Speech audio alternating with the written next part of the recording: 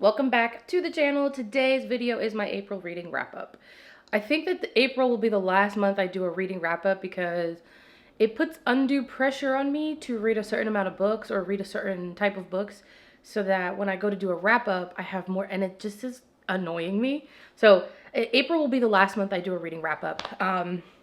It was a good month. Like, I guess numbers wise, it was a good month. I didn't have any 5-star reads in April though, which kind of makes me sad because I think I had 2 or 3 in January, and then I had one in February too. But March and April were just okay, pretty much. I do have 3 DNFs for April. One of them I don't plan on ever going to, and I'll let you know what that one is. It's The Butcher. It's The Butcher by, I don't know who the author is. I'm sorry, I'll put a picture of it. I didn't hate it. There was like nothing wrong with it. It just was not for me. The MMC was really bossy. And I don't love that for the FMC. So, yeah, I DNF that one. It's not bad at all. It's like I think it's like a light dark romance where it's like dark romance, but with not as dark of whatever. If you want to read it, go for it. It is spicy. I did like the FMC. She seemed pretty cool. A little bit backboneless, in my opinion. I just made that word up, but it wasn't bad at all. So that one I DNF'd. And then The Will of the Many. The Will of the Many and the Mindfuck series are soft DNFs right now. The Will of the Many, I just was not invested in it. It just didn't have my attention. I don't know what it was. I didn't dislike it at all in any way, shape, or form. It just wasn't holding my attention. I was never excited to start reading it again because it was a buddy read with Sam and Lou. But I do plan on going back to it. I think I'm going to pick it back up again closer to The Strength of the Few, I think it's called, which is book 2. I will pick it up again. Oh, I stuttered there. I will pick it back up again closer to The Strength of the Few coming out, because then I know that the second book is there and I can just jump right into it. I think that sometimes the internet will hype something up so much that when you get your hands on it, I kind of expect it to meet my expectations almost right away, and The Will of Many very much so didn't. But I don't fault the book for that. I think it's just I went in with too high of expectations. And, you know, it just wasn't fair to the book. I just don't think it was fair to the book, in my opinion. Because I loved the narrator. Loved the narration. Oh my God, it was so good. I really enjoyed the main character. I wasn't necessarily invested in his story, but I really liked him and his, like, attitude.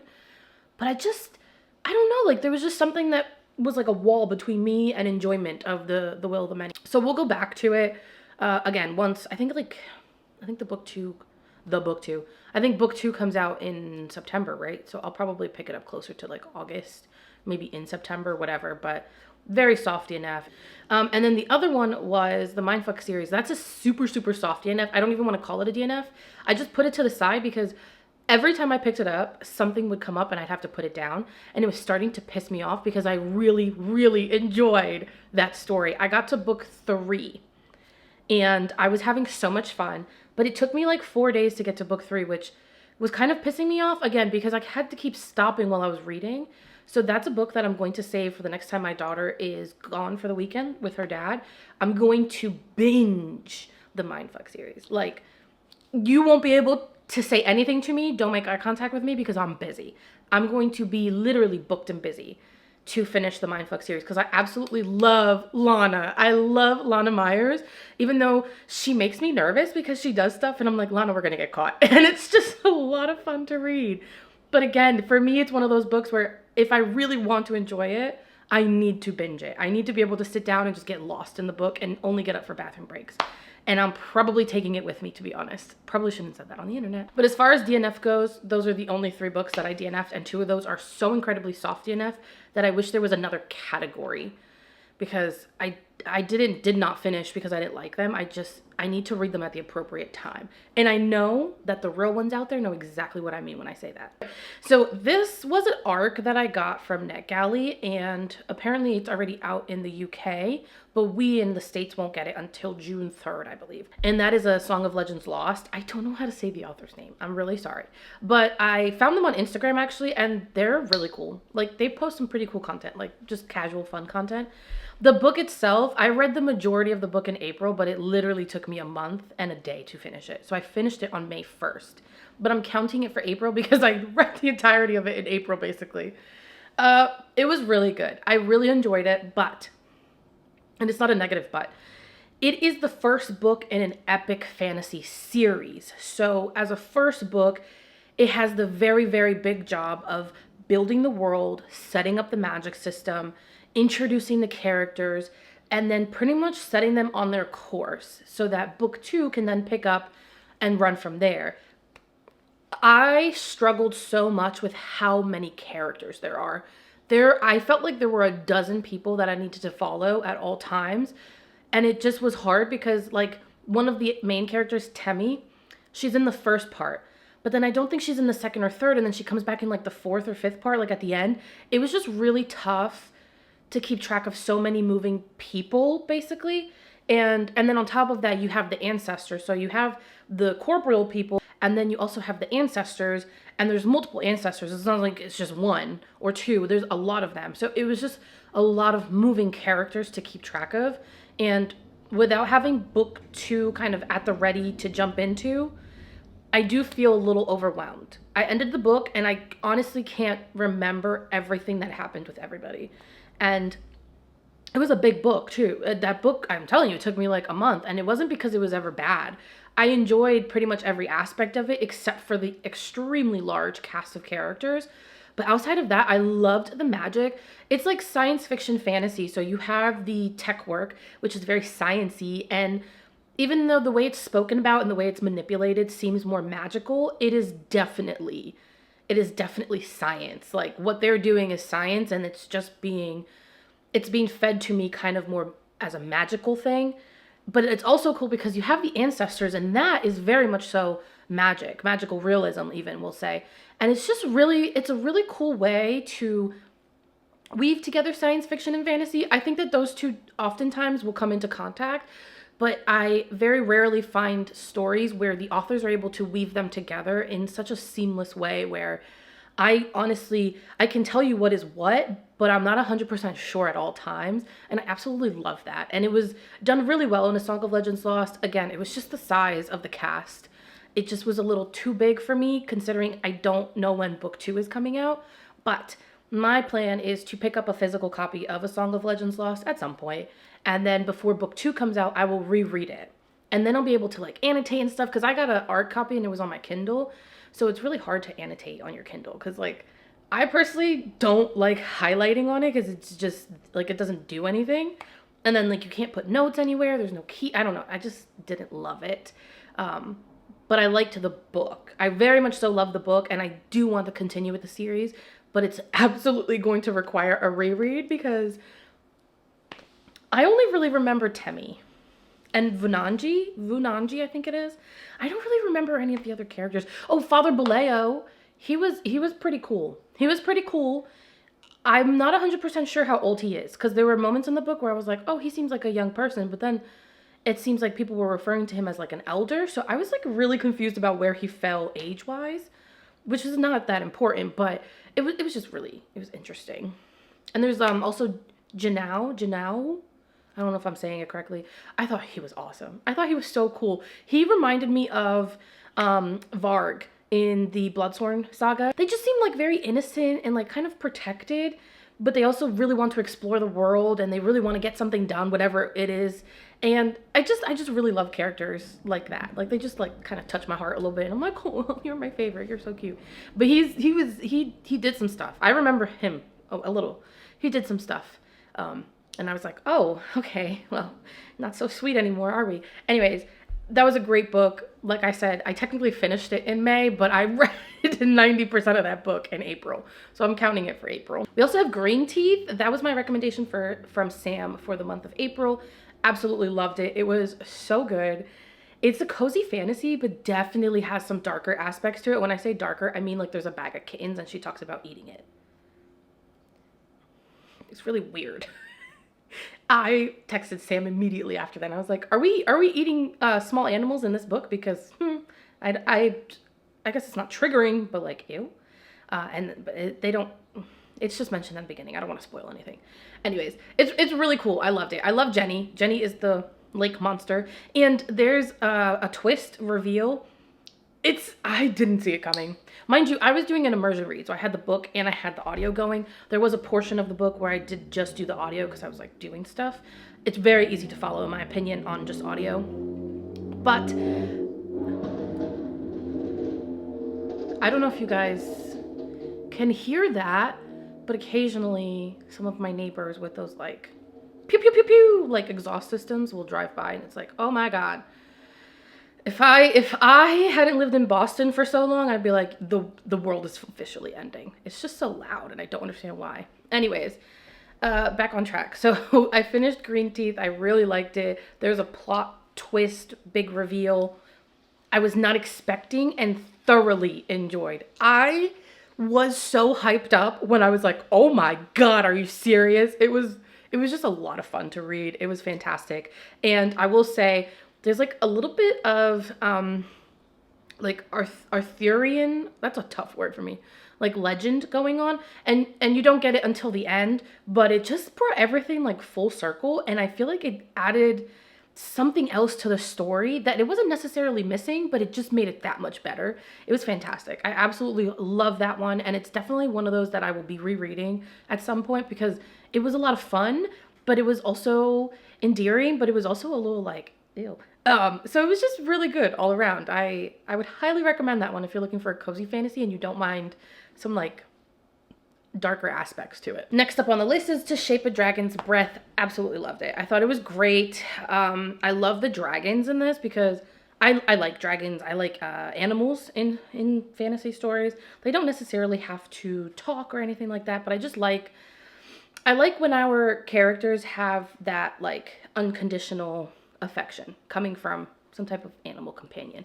And the dragons in To Shape a Dragon's Breath are very, very emotionally connected to their riders. But it's very interesting because you have Anakus and Kasakwa, who come from more of like I'm going to say Native American, but it's not necessarily the exact description for her and her people, but they come from a group of people, a community of people that are very in touch with their environment, with each other.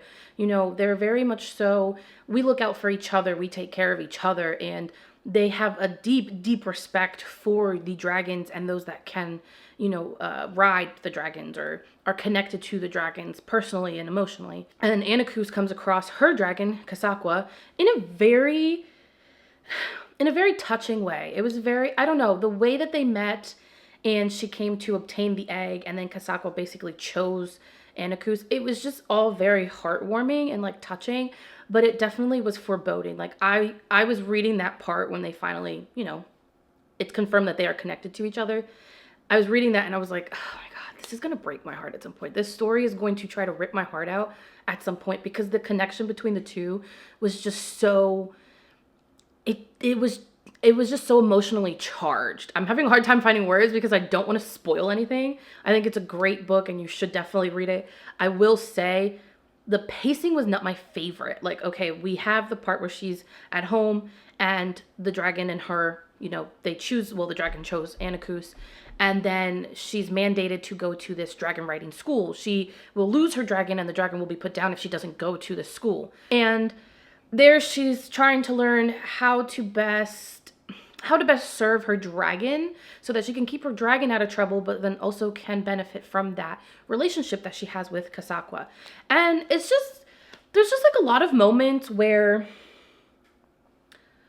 the English, those are the colonizer. There's a lot of moments where the English say and do things towards Anakus and Kasakwa that are just like a little too overt for me. I have no problem with themes of racism and bigotry, sexism and all that. Like I think it's great that those are in our stories because we can consume them in a way that's outside of our reality. I think sometimes reality will really wear you down and like it'll make you desensitized to certain things. Where in these books that I'm reading, I feel like it's good to get those perspectives and to see those things happening because they're handled in a different way than I would normally see. But in some books, I feel like sometimes they're leaned on a little too heavily to get a story across. So there were just a lot of moments. Now I have the ice maker going. It's just never quiet here. Anyways, there were just a lot of moments where it felt like you were telling me that these are bad people because they did this. And it's like, I didn't really need that. I kind of already was picking up on it, you know? And we all know how I feel about repetition, but it didn't necessarily take too much away from the story. It was just, there were a couple of moments where I was like, this again, you know? And she spends, I want to say 2/3 of the book at this school where I guess there's a lot of development when it comes to relationships and the development of the dragons. However, there's not much movement in the plot, if that makes sense. Like, nothing really happens when she was at school for all that portion of the book. Towards the end, things started to happen, but it literally felt like I read 10% and I was kind of hooked because of the dragon and the main character. But then I got to the middle 2/3 and I was like, what? Like, okay, we're doing this. We're still here. Okay, that was cute. We're still here. And then I got to like the last 10% and I was like, okay, things are starting to happen. And then the book ends. And it was just, I didn't love the pacing. That's my only complaint about that book. I didn't love the pacing and the themes. I'm sorry. I didn't love the use of the themes all the time. Sometimes it worked. Sometimes I was like, okay, this is overkill. But I definitely plan on reading the second book in that series. I don't know if it'll be a trilogy or not, but I definitely plan on picking up the second book because I was really enjoying the relationship between Anacus and her dragon and some of the other students and their dragons. And I would love to see where that all goes and if maybe the dragons have like a bigger part in the plot. They were very much so like minor characters in this To Shape a Dragon's Breath as book 1. So I'm curious to see what'll happen in the next one, but it was really, I liked it. It was good. I would recommend. Okay, on to the next one. Sorry. I also read The Maidens in April. Fantastic. I absolutely loved it. I feel like I say that a lot about all the books, but I genuinely like the books I read. I tend to love books. The 5 stars, 6 stars and all that. And I'm leaning away from star ratings, but in order for something to be a 5-star or 6-star, like it really has to just stick with me and stay with me and I can't let it go. So no 5 stars in the last 2 months, unfortunately, but The Maidens was fantastic. I did a Dark Academia like book recommendation video and it was one of the books I recommended. I thought it was really fun to read. I do think that the twist at the end was like a little weird, especially after Charlena pointed out an aspect of it and I was like, you're right, but it was still really good and I would definitely recommend. I just liked it. I have the Silent Patient. So there's something from The Maidens that will come up in The Silent Patient. Not necessarily it's a prequel, but there's just like a cameo. And I'm really excited to read that because I liked the author's writing. I thought it was easy to follow. Not necessarily bingeable, but it was easy to follow. Like I never was lost about what was happening, who was saying what to who. And there's a lot of dialogue. I love thrillers that have a lot of dialogue because I feel like characters will sometimes get across things that just prose won't. And I really enjoyed that. So highly recommend. If you want to watch that, I will link it so you guys can watch that review basically of that book. So I won't repeat myself too much. Another fantastic book that I read in April was Womb City. That one, I want to do its own review for it, but I'm just struggling because I'm not the most well-versed when it comes to like science-y stuff, basically. That's not my area of expertise. But so I don't want to talk about the book and maybe sound like uneducated or anything, but I thought it was fantastic. That one also, I didn't love the pacing. I felt like there were moments where we were rushing to get to this climax and then there were other moments that just felt so drawn out. It felt a little uneven to me, but it didn't take away from my enjoyment too much. I still really enjoyed the story. The characters were infuriating, but I think that was maybe part of the point of the story. There was just a lot of emotions that came out of me while reading Womb City, and I don't think that the book is hyped up enough. I think it's one of those books that it should be talked about left and right. People should be going crazy over it because it has so much relevance to our world today. It is very much so AI of the future, but I think it has a lot of relevant themes, and especially as a woman and a woman of color, it is going to maybe scare you a little bit. I was definitely a little terrified at some points. I was like, this doesn't sound too far off. It doesn't sound like this is such an abstract idea, but it was fantastic. It was really good, and it did tug on my heartstrings. Again, the pacing took away a little bit at the end. There were a few points at the end that I felt like I truly didn't understand it because I didn't feel like I had gotten anything to lead me there. I didn't get any like pre-information to kind of explain why this was happening and how it was occurring. It was very much so just me making guesses, and I don't know if that was the point of it. I personally didn't love that. I would have loved to see not literally a 1 + 1 = 2, but just some reference to something that we saw at the end. I would have liked to reference to that maybe sometime in the beginning. It was very information heavy. There was a lot of information to hold on to, and I felt like I was holding it all the way until the end. So I didn't love that, but I think that the story was fantastic, and the characters, again, just evoked so much frustration and annoyance, but also I did definitely feel a lot of sympathy for some of them. And again, I just think it needs to be hyped up, and I don't know if I'm going to do a review for it now because I basically talked about it for 20 minutes. So moving on. Anyways, next up is my first weird girl lit book. I always get tongue-tied with the W, the G, and the L. My mouth wants to like flip all the letters around. It's the first time I've ever read anything like that, I think. I don't think I've ever read anything similar to Pizza Girl. It was interesting. It was very interesting because, and it's something that I found when reading Orbital. I mentioned that one in it was my March wrap up, or maybe February. Anyways, it's a story that to me personally didn't really have a plot. Like there were no stakes. And as somebody who primarily reads fantasy, there's usually stakes, and usually they're pretty high. Sometimes they're low in like cozy fantasy, but in Pizza Girl there was like, it was just like a story. Like there was no real need for anything to happen, for anything to occur in a certain, like it just was a story, and it was quite interesting. You follow this young woman who finds out she's pregnant, and she really doesn't show very much, if any, enthusiasm about it. And it's said pretty clearly, she's dealing with some mental health issues, right? And it sucks because she has a very supportive mom who is a little bit ignorant in the type of support her daughter needs, but you can tell that her mom wants to give her support. Again, she just doesn't do it in the way that works best for her daughter. There we go. And then you have the young woman, I don't remember her name. You have the young woman's partner. And he also is very, very supportive, but I think he's a little ignorant to what his partner is going through, especially after finding out she's pregnant. And it just is a story about that, and how this young woman kind of becomes infatuated with an older woman who is also a mother, a stay-at-home mom, and how that kind of plays out. And it's a little disastrous, I will say. I think that there's a little bit of an obsession going on, but it's still really interesting. And as a mom myself, it was tough because I could see how the main character, I could understand why she wasn't enthusiastic about being a parent, because it is quite terrifying, especially when you haven't had the time to prepare yourself to become a parent. But then also you had that stay-at-home mom. And I could definitely see where that woman was coming from, because to be the sole parent, in her case, the sole parent for the majority of the day, her husband was there, but he just worked a lot. I can see how that could also wear down on you, because it is tough to be the primary go-to, right, for your kids. It's tough. But I could also kind of see where the FMC's mom was coming from. Like, she wants to be there for her kid and she wants to support her, but she's also doing it in a way that's comfortable for her versus being what her daughter needs. And it just was a lot of different perspectives to take and it was a short book. I think it was like less than 300 pages. A lot of different perspectives were in there, and they were handled well, in my opinion. Like, they were written out well. It was easy to follow, easy to read.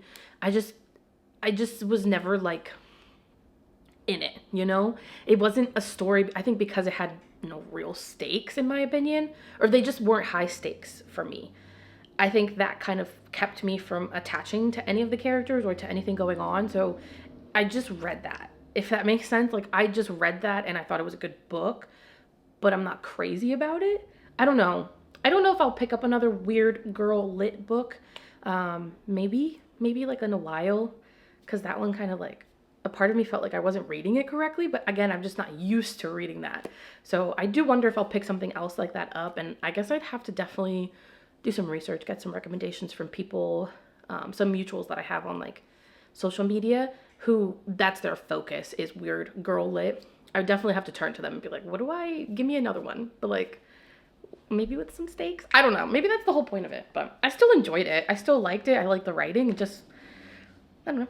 It was just good. Next up is a Charlie Donlea book. I love Charlie Donlea. And it's The Suicide House. That was interesting. It's a thriller. And I'm not going to say it's a dark academia thriller, even though the majority of the book does kind of take place on a school campus. It was very, very interesting to read. It has odes to some of those like childhood scary stories. I'm not going to say it, but I will type it on the screen. And if you're familiar with that, it has something very, very similar to that, which when I was a kid, that terrified me. I didn't fuck with mirrors as a kid. Like, I'm not standing in front of one unless I'm brushing my teeth, and I'm not in the lights off. Hell no. Anyways, it was really, it had my heart racing. But Charlie Donlea books tend to do that to me. I've read The Girl Who Was Taken and Don't Believe It, and then and this is my third one now. And they all kind of at some point had me kind of like, what's gonna happen next? What are we doing? I'm so nervous. But it's fun. It's really fun, especially because I never have any idea what's going on. Like they always are telling me at the end, like, this is who did it. This is what's going on. And I'm like, no, because you see in chapter 3, and I'm like, they're telling you at this point. It was great. I really liked it. I do have to say my favorite so far has been Don't Believe It. That ending, I think about that book all the time. I think about Don't Believe It all the fucking time. Because the ending, I was convinced that there was something else, that there was another book, that there was an epilogue, and I just was missing it. I spent so long trying to find something that doesn't exist because of how that book ended. It was fantastic. That was a fantastic thriller. If you want a good thriller, anything by Charlie Donlea, well, that I've read so far, but Don't Believe It is just phenomenal. Like, oh my God. And that's not the book that I read in April. The book I read in April was The Suicide House. Back on track. Yo, the conductor is never on duty. He's constantly on his break. Anyways, back on track to The Suicide House. It was really good. I do think that because the majority, a portion of the plot had to do with these younger characters, younger kids, it kind of lost me at certain points. I was like, what is happening? But I think that came from how the kids were talking to each other and like interacting. It just was like, sometimes I was confused by what they were saying, and then the story would continue on, and I'm like, what?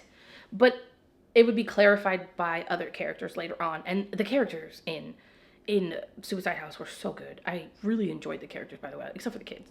They were fine. They were okay. They were tolerable. I'm so mean to them. Anyways, the only problem I had with, and it's not even a problem, but the only thing I didn't love about The Suicide House was the ending. It felt really rushed. It just felt really rushed, especially compared to The Girl Who Was Taken and Don't Believe It, which I know I shouldn't compare books to their predecessors or whatever, because I don't know what order they came in. But something about the ending to the first 2 books I've read, there was just something about them that was like not necessarily slow, but I was understanding. I was like, the information was being fed to me, and I was like, oh, okay. But with The Suicide House, it was kind of like, take the spoonful, and I'm like, whoa, okay, I get it. And it was just really fast. That was the only thing. But it didn't make me dislike the story. It didn't pull me out of the story. It was just really fast and a little jarring. Another one that I included in my Dark Academia book recommendation video was Ninth House by Leigh Bardugo. Thoroughly enjoyed it. I really liked it. And I'm telling you, it would have been a spectacular, damn near perfect read if it just had content warnings. And that's all I'm going to say about that, because I know that I'm kind of in the minority when it comes to that. But I really liked it. I really enjoyed the story. I loved the writing. Oh my God.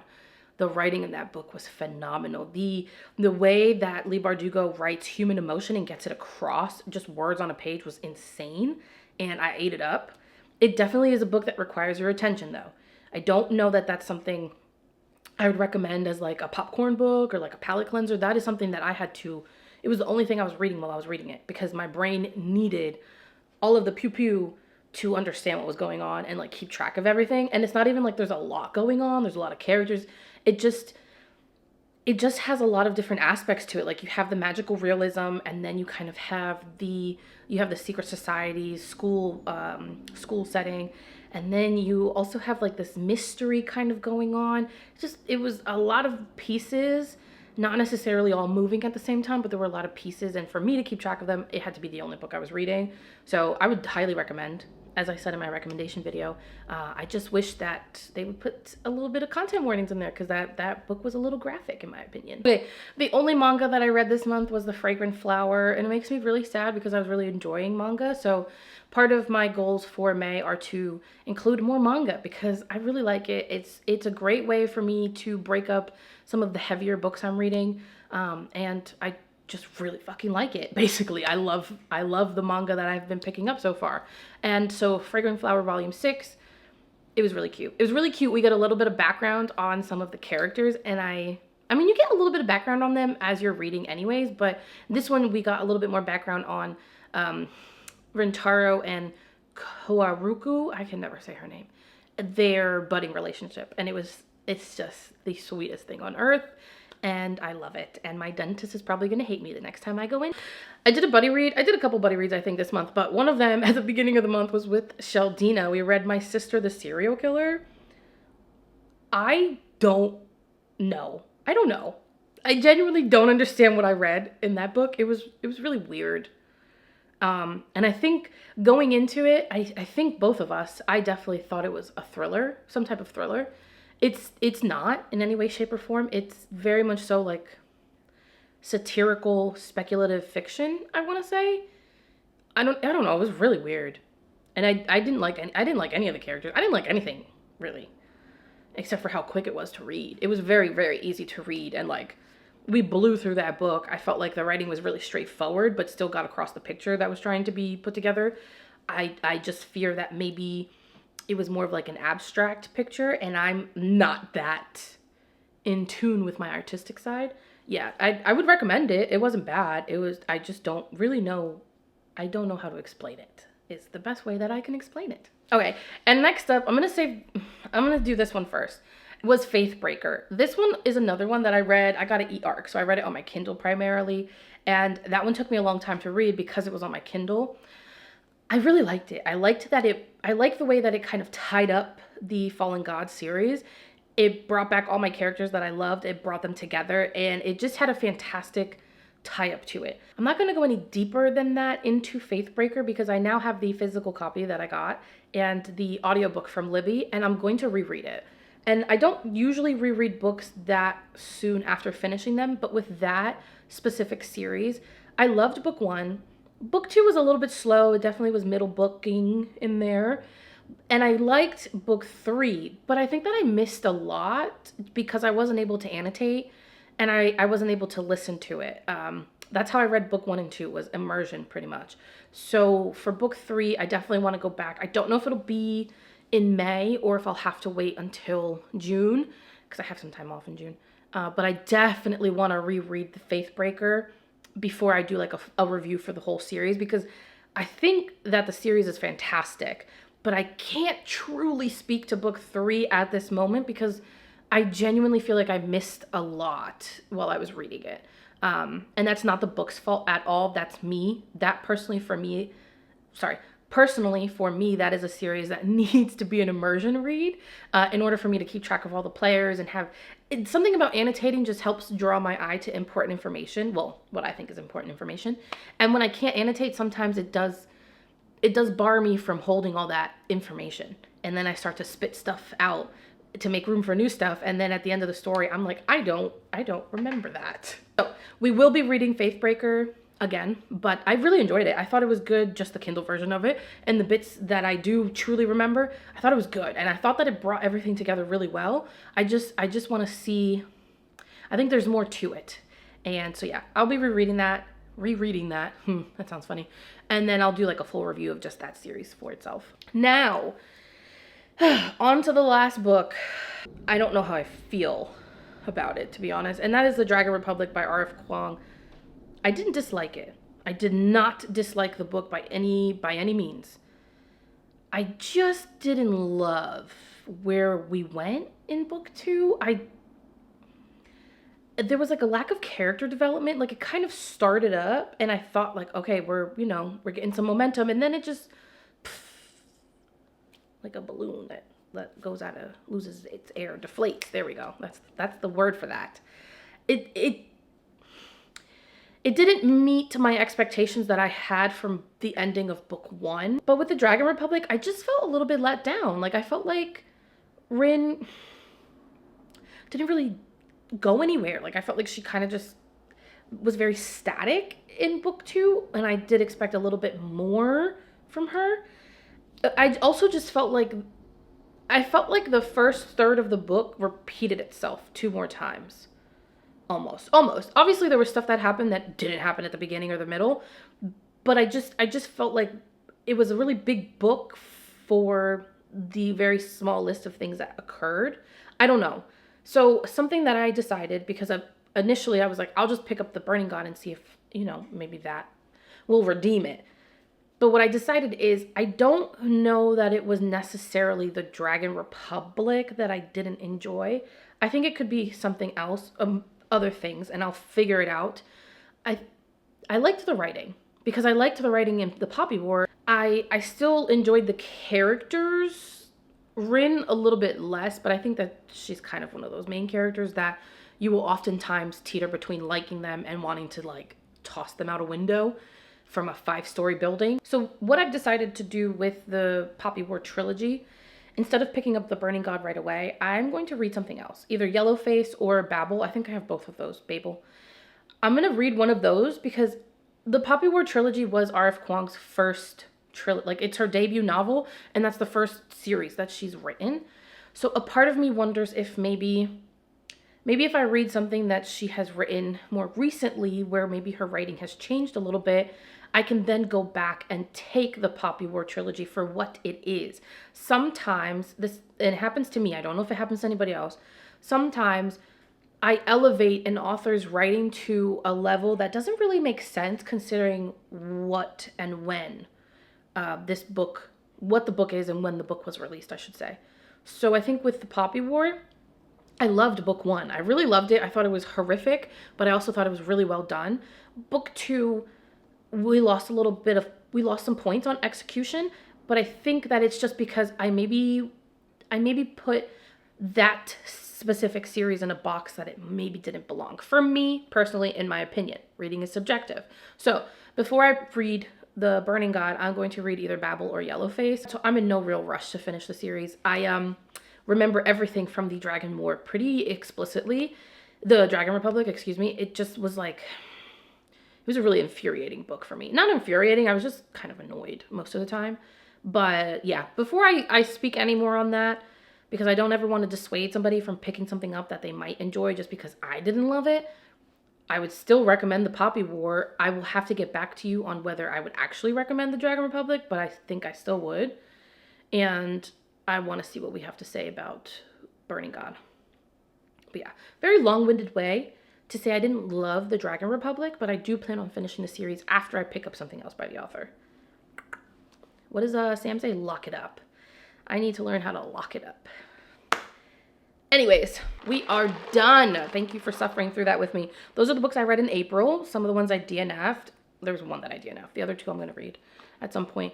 And then how I felt about the rest of them. Again, I will link the Dark Academia video down below in case you want those recommendations. There's only like 3 of them. Again, I'm not going to be doing any more reading wrap-up videos on a monthly basis. I think I'm going to spread them out. That way I don't feel so much pressure to get in a certain amount of books because I want the monthly wrap-up video to, you know what I mean? It's not necessarily because I'm trying to follow trends per se, even though I'm obviously here because I want to grow my channel. It's more so I don't like the impact it was having on my reading. I feel like since I've been trying to make myself a presence on social media, it's been impacting how I read, and I don't love that. So I'm trying to like dial back certain things so that they won't get in the way. I'm just gonna be quiet. I'm gonna be quiet. There should be a song for that, like my own little jingle. I should come up with that and play it at the end of the videos. Anyways, thank you guys so much for sticking around for this video, and as always, happy reading.